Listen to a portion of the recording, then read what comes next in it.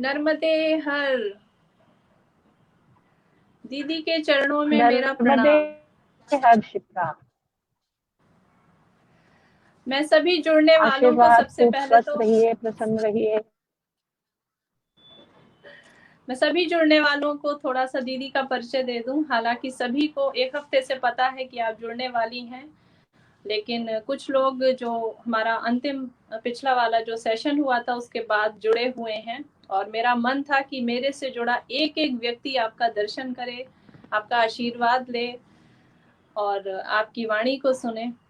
तो दीदी के बारे में मैं थोड़ा सा बता दूं। वैसे तो आपने देखा होगा, सन्यासी एक शब्द जो है वो बहुत ही सुलझा हुआ और सभी परिचित हैं इस शब्द से, लेकिन दीदी ने इसी शब्द को एक नया अर्थ दिया है। जबलपुर में वो एक ऐसा हॉस्पिटल चलाती हैं जहाँ पे कैंसर या ऐसे कुछ पेशेंट, ऐसे कुछ रोगियों को मृत्यु ना हाँ कहती है ना कहती है, जो एक अंतिम स्तर पे पहुंच गए हैं। तो ऐसे लोगों का जो है दीदी वहाँ पे इलाज करती हैं। और आज वो मार्ग में है कहीं, वो अपने आश्रम जा रही हैं, तो शायद बीच में कई बार सिग्नल जो है ब्रेक होंगे, तो इसलिए उनका सेशन बीच बीच में रुक रहा है। पिछली बार थे वो नर्मदा तट से जुड़ी हुई थी, और बहुत ही मुश्किल होता है जो कार्य वो कर रही हैं, क्योंकि उनके हॉस्पिटल में जो आ रहा है उन्हें पता है कि उस व्यक्ति की मृत्यु होनी ही होनी है, 1 दिन 2 दिन 3 दिन या 1 महीने, लेकिन वो अपने आने वाले हर रोगी को उतने ही स्नेह से, उतने ही प्रेम से और उस एक इच्छा शक्ति के साथ ही पूरा इलाज देती हैं कि नहीं, वो जब तक भी है वो रोगी आनंदमयी रहे और उसकी सारी इच्छाएं पूरी हों। तो बाकी तो दीदी के बारे में समय समय पर हम बताते रहेंगे, उनसे निवेदन रहेगा कि वो जुड़ती रहें। और दीदी को लेके अगर मैं अपनी एक मन की व्यक्तिगत बात बताऊं, अपना एक संबंध उनसे बताऊं, तो हम लोगों में पूर्व जन्म और अगला जन्म माना जाता है। और अगर मुझसे परमात्मा पूछेगा कभी कि मैं अगले जन्म में क्या बनना चाहूंगी, तो 3 स्त्रियां मेरी प्राथमिकता होंगी, आनंदमयी माँ, मेरी माँ और ज्ञानेश्वरी माँ। ये 3 स्त्रियां ऐसी हैं जो मेरे जीवन में बिल्कुल दुर्गा स्वरूप हैं, देवी स्वरूप हैं, नर्मदा स्वरूप हैं। तो बिना देरी किए हम दीदी से जुड़ते हैं, इसके पहले कि नेटवर्क जाए और उनकी वाणी हम ना सुन पाए। और जब भी उनका नेटवर्क जाएगा मैं उनके बारे में आपको बताती रहूंगी। जबलपुर में ही वो एक ऐसा स्कूल भी चलाती हैं जहाँ पे आदिवासी बच्चों को शिक्षा देती हैं। वो आदिवासी बच्चे दीदी के स्कूल में हॉस्टल में ही रहते हैं, वहीं खाते हैं पीते हैं, और हर एक को एक व्यक्तिगत वात्सल्य देते हुए वो पढ़ाती हैं। मैं प्रतीक्षा कर रही हूँ कि दीदी थोड़ा सा जुड़ जाएं और आपको आशीर्वाद मिले। और ये जो अटकलें आप देख रहे हैं ना, ये सभी अच्छे कार्यों में आती ही हैं। संत के दर्शन, संत की वाणी, संत की कृपा इतनी आसानी से नहीं मिलती है। हालांकि मैं वो पुल बनाने की पूरी कोशिश कर रही हूँ कि जो भी मेरे खजाने में हीरे हैं उनका प्रकाश आप सब तक पहुंचे। इसलिए मैं रोज बोलती भी हूँ कि संध्या वाले सेशन से आप लोग अवश्य जुड़िएगा। दीदी बड़ा प्रतीक्षा हो शिप्रा, रही है क्या आपकी वाणी की। आप मेरी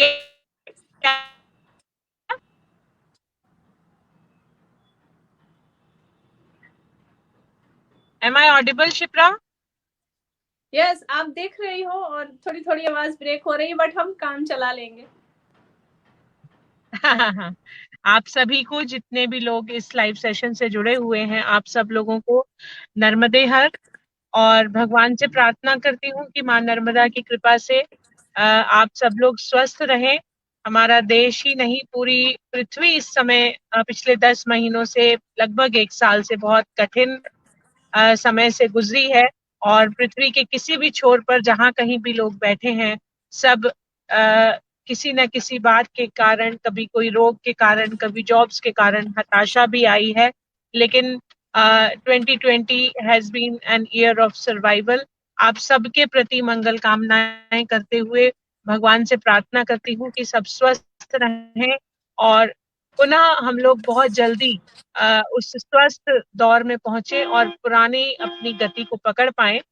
शिप्रा ने आज का ये लाइव सेशन मुझे कल बताया था कि जल संरक्षण की बात करने के लिए ये लाइव सेशन रखा है और शिप्रा तो अपने आप में जल संरक्षण के लिए समर्पित एक मूर्ति है। और मैं कई बार हैरान होती हूँ कि कोविड टाइम्स में भी शिप्रा ने किस प्रकार से कभी टिक कर नहीं बैठी, जब घर में थी भी तो सेवा कार्यों में लगी रही और जब सेवा कार्यों से निवृत्त हुई तो निकल पड़ी नर्मदा जी के काम के लिए। कभी पता चलता था कि ब्रज 84 की परिक्रमा कर रही हैं, कभी पता चला ऋषिकेश में पहुंच गई। तो ये अविरल चलने वाली नर्मदा की तरह जैसा कि महाराज जी ने उस दिन बताया था कि शिप्रा में नर्मदा का जल है, तो शिप्रा जो है वो नर्मदा का स्वरूप धारण करके अविरल नर्मदा की ही तरह चलती जा रही हैं। और मैं देखती हूँ कि कितना नित्य प्रति प्रातः भी और सायकाल भी सब लोगों से जुड़ती हैं। और ये भी एक बहुत बड़ा तप है कि हर रोज समय निकालकर लोगों से जुड़ना, लोगों से बात करना, लोगों को सन्मार्ग पर चलने की प्रेरणा देना, ये एक बहुत बड़ा कार्य है जो हर कोई नहीं कर पाता। हम भी नहीं बहुत जुड़ पाते लोगों से, हम दूसरी तरह के कामों में लगे रहते हैं। लेकिन मेरा एक निवेदन सबसे है, आजकल मैं देख रही हूँ कि हरिद्वार भी जाएं, गंगा जी के किनारे भी हम देखते हैं और नर्मदा जी के तट पर भी देखते हैं, बहुत सारी बिल्डिंग्स बनती जा रही हैं, बहुत सारी कॉलोनीज बनती जा रही हैं। हरिद्वार में तो विशेष रूप से गंगा जी के किनारे बहुत सारे होटल्स और धर्मशालाएं और आश्रम और बहुत सारी कमर्शियल बिल्डिंग्स भी बनती जा रही हैं। बहुत सुंदर लगता है, हम लोगों को भी आकर्षण लगता है कि हम जहाँ जाकर रहें वहाँ हम अपने कमरे में भी बैठे हों तो हमें गंगा जी के दर्शन हो, हम अपने कमरे में बैठे हों तो नर्मदा जी के दर्शन हो। प्राकृतिक रूप से ये बहुत आकर्षित करने वाली बात होती है और प्रकृति प्रेमियों के लिए ये बहुत बड़ा सुख होता है कि हम जहाँ बैठे वहीं से दर्शन हो, नर्मदा जी के हों चाहे गंगा जी के हों। और आध्यात्मिक रूप से भी बहुत बड़ी ऊर्जा का स्रोत वो बनता है, वो नित्य दर्शन जो है। परंतु मेरा ये सोचना है कि बिल्कुल तट पर जो आश्रम और जो बिल्डिंग्स और कमर्शियल कॉम्प्लेक्सेस बन रहे हैं, कॉलोनीज बन रही हैं, उनका जो सीवेज का सारा पानी है और जो पूरा उनका सीवरेज का वेस्ट निकलता है वो किसी ना किसी रूप में गंगा जी में या नर्मदा जी में तट से वो कहीं ना कहीं जाकर उसमें मिलता है और वो एक बहुत बड़ा कारण बन रहा है हमारी नदियों को प्रदूषित करने का। अभी मैं पंजाब में हूँ और 2 दिन पहले मथुरा जी से क्रॉस करी, नर्मदा यमुना जी को क्रॉस किया। दिल्ली में क्रॉस करो यमुना जी को तो हृदय को बहुत बड़ा आघात लगता है कि जो यमुना माँ हमारी यमुना महारानी कहा जाता था जिनको, आज उनकी क्या गति हो गई है। ये इसमें बहुत बड़ा कारण हमारा अपना स्वार्थ है, हमारे कमर्शियलाइजेशन है। मनुष्य अपने स्वार्थ के वश होकर ये सारी केमिकल्स और गंदगी हम नदियों में पहुंचा रहे हैं। उसके लिए हालांकि गवर्नमेंट की तरफ से और पॉल्यूशन कंट्रोल बोर्ड की तरफ से प्रावधान भी है कि जहां भी कहीं इस तरह के प्रोजेक्ट्स चलाए जाएं, इस तरह के कमर्शियल कॉम्प्लेक्सेस हों, चाहे होटल्स हों या धर्मशालाएं हों या आश्रम हो, वहां पर सीवरेज ट्रीटमेंट प्लांट्स लगाने चाहिए। क्योंकि सीवरेज ट्रीटमेंट प्लांट्स लगाने से जो हमारा सीवरेज का पानी है उसको हम रिसाइकिल करके क्लीनिंग के लिए, वॉशिंग के लिए, बगीचों में डालने के लिए और टॉयलेट्स में भी फ्लश यूज करने के लिए, बहुत सारी चीजों में उसी पानी को रिसाइकिल करके हम यूज कर सकते हैं जहां हम ड्रिंकिंग वाटर को यूज कर रहे हैं। बहुत सारे ऐसे काम होते हैं जहां हमें ड्रिंकिंग वाटर को रीयूज करने की आवश्यकता नहीं होती, वहां ये रिसाइकिल्ड पानी जो है उसको हम यूज कर सकते हैं सफाई के लिए और बहुत सारे कामों के लिए। तो मेरा ये आज शिप्रा के आपके इस लाइव सेशन के माध्यम से बहुत मैं हाथ जोड़ के निवेदन करना चाहूंगी कि इस प्रकार की संस्थाएं, कमर्शियल कॉम्प्लेक्स, बिल्डर्स, सब लोगों के लिए ये कंपल्सरी है, लेकिन ऑन पेपर्स है सिर्फ। हमें सरकार को दिखाने के लिए नहीं, हमें अपने आप को स्वयं को दिखाने के लिए इसके लिए कदम उठाने होंगे।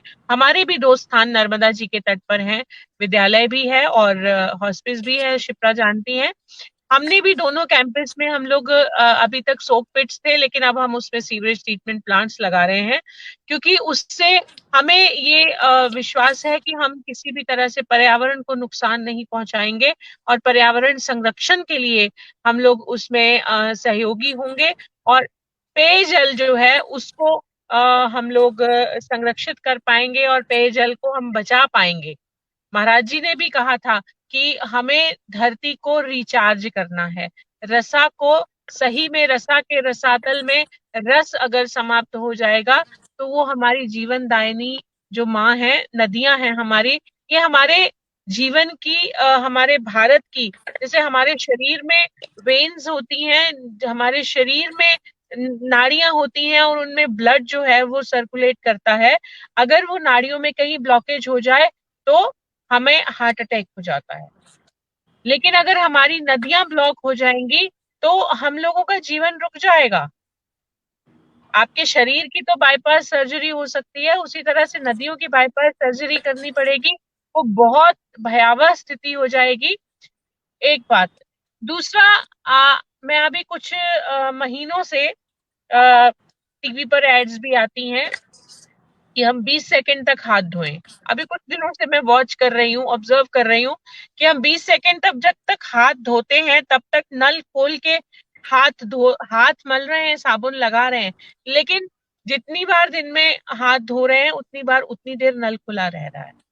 ये कहने के लिए बहुत छोटी सी बात है, बहुत बड़ी बात नहीं है, लेकिन अगर इसको ध्यान से सोचा जाए तो एक व्यक्ति अगर दिन में 10 बार हाथ धो रहा है और 10 बार वो 20 सेकंड के लिए पानी खुला छोड़ रहा है, तो 10 बार 20 सेकंड के लिए पानी खुला छोड़ने पर 200 सेकंड्स के लिए हमने वो पानी बहाया है।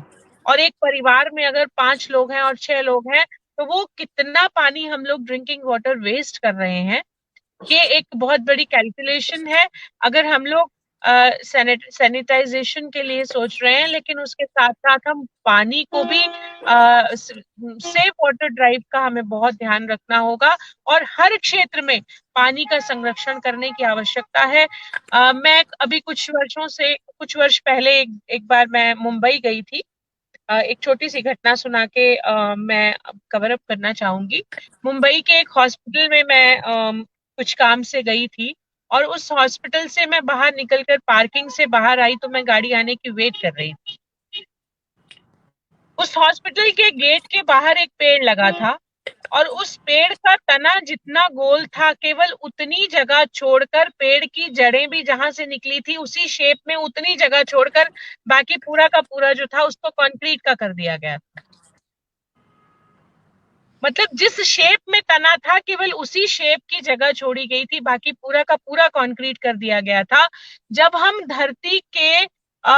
धरती पर हम पेड़ों को सांस लेने तक की भी जगह नहीं छोड़ेंगे कि जितनी शेप का तना है उतनी जगह छोड़कर हम पूरा का पूरा कंक्रीट कर देंगे। और अगर मुंबई जैसे शहरों में हम जाकर देखें तो आंख उठाकर ऊपर आकाश ढूंढना पड़ता है।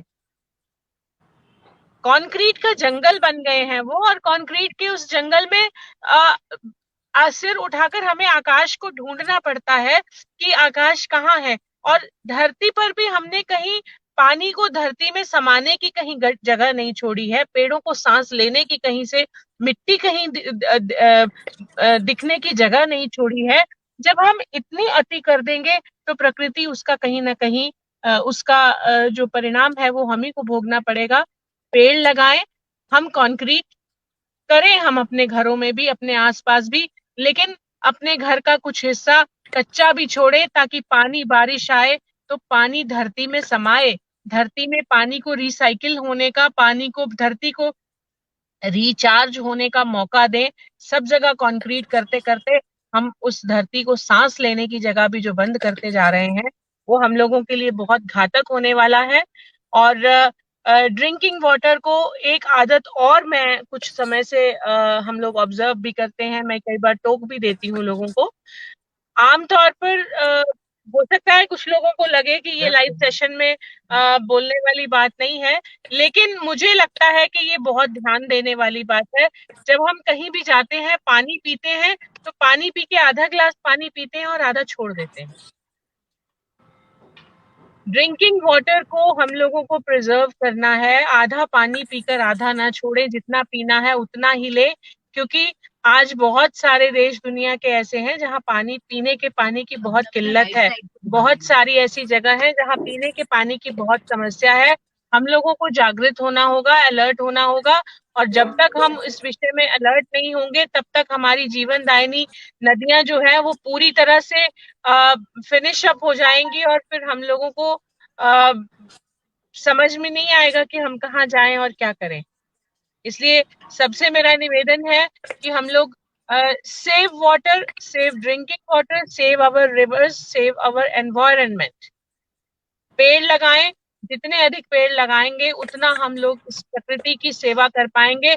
लोग नर्मदा जी की सेवा कर, नर्मदा मैया की आरती तो करते हैं, नदियों की आरती तो हम करते हैं, लेकिन जब हम नदी के किनारे जाकर वहीं पर दीपदान करते हैं, केमिकल्स वाले चीजें वहां उपयोग करते हैं, स्नान करते हैं, लोग वहां पर साबुन लगाते हैं, तेल लगाते हैं, यहाँ तक कि कपड़े भी धोते हैं, हम उसी माँ के आंचल को गंदा कर रहे हैं जिसकी हम रोज आरती भी उतारते हैं। जब तक आप उस माँ के आंचल को स्वस्थ रखने के लिए प्रयत्न नहीं करेंगे, मैं नहीं समझती कि आरती उतारने का कोई अर्थ रह जाता है। उसकी आरती तो अपने आप उतर जाएगी अगर आप उसके आंचल को स्वस्थ रखेंगे। नर्मदा जी हो चाहे गंगा जी हो, उनको स्वच्छ रखना बहुत जरूरी है। नर्मदा और गंगा जितनी नदियां हैं वो स्वच्छ रहेंगी तो हम स्वस्थ रहेंगे। इसलिए हमें जागरूक होने की आवश्यकता है, और नर्मदा जी के अंदर दीपदान करने की बजाय नर्मदा जी के तट पर दीपदान करें। नर्मदा जी के अंदर दीपक छोड़ने की बजाय तट पर दीपक लगाएं, नर्मदा जी के तटों को सुंदर बनाएं, ताकि माँ की चुनरी जो है वो दीपों से सजी हुई हो और सब स्वस्थ रह पाए, क्योंकि नर्मदा जी स्वच्छ होंगी तो हम स्वस्थ होंगे। इसलिए सबके लिए आवश्यक है कि माँ स्वस्थ होती, हम कहते हैं कि माँ स्वस्थ होगी तो बच्चा भी स्वस्थ होगा। इसलिए स्वस्थ माँ का स्वस्थ बच्चा बनाने के लिए माँ को पहले नर्मदा जी हो चाहे गंगा जी हो, कोई भी नदी हो, पहले माँ को स्वस्थ बनाना होगा, तब बच्चे स्वस्थ होंगे।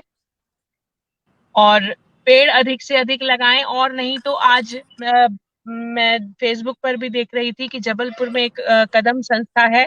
कदम संस्था के जो संस्थापक है योगेश गन्नोरे जी, वो पिछले 20 वर्षों से, 20 से भी शायद ज्यादा हो गए, वो हर रोज एक पेड़ लगाते हैं सवेरे 10 बजे। अगर घर से बाहर नहीं निकल पाते या कहीं ट्रैवलिंग में होते हैं तो वो पेड़ अपने साथ रखते हैं, वो जहां होते हैं वहीं पेड़ लगाते हैं। और उनके इस पेड़ लगाने की ड्राइव का परिणाम है कि आज शहर के ही नहीं, देश के कई शहरों में, जबलपुर ही नहीं, कई देश के कई शहरों में लोग पौधारोपण करने लगे हैं। पेड़ लगाएंगे तो तट मजबूत होंगे, तटों पर पानी का संरक्षण होगा, और नदियां जो है वो और अधिक जल को संरक्षित कर पाएंगी, और हमारी नदियां रिचार्ज हो पाएंगी। और तब हमारी प्रिय शिप्रा जैसे जो बिल्कुल इस अपने कार्य के लिए बावले हुए लोग घूम रहे हैं, बहुत सारे, और ऐसे बहुत विरले लोग होते हैं जो बिल्कुल पागलपन की हद तक इस तरह के कामों में लगते हैं। लेकिन जब तक हम सब लोग उसके साथ नहीं लगेंगे, जब तक हम सब लोग शिप्रा के इस ड्राइव को अपनी ड्राइव नहीं मानेंगे, तब तक ये ड्राइव शिप्रा की सफल नहीं होगी। शिप्रा जी की जीवन की इस ड्राइव को सफल बनाने के लिए इसको हमें अपने जीवन की ड्राइव बनाना होगा। बच्चों को सिखाएं, बड़ों को सिखाएं, सबको सिखाएं, लेकिन नदियों को बचाएं। बहुत शुभकामनाएं शिप्रा। लकी थे कि जितनी देर मैं बात कर रही थी उतनी देर हम ट्रैफिक जाम में थे, तो नेटवर्क कटा नहीं। मैंने आप सबके प्रति बहुत शुभकामनाएं, बहुत मंगल इसीलिए आपको कामनाएं। जोड़ा था, क्योंकि जिस ज्ञान से आपने बात बताई वो ज्ञान, उस ज्ञान से मैं कभी अपने मिलने वालों, जुड़ने वालों को ये सब नहीं समझा पाती। लेकिन दीदी हम सब चातक हैं और आप स्वाति बूंद हो। आज पान बहुत कम हो पाया, ना मैं संतुष्ट हो पाई ना मेरे लोग।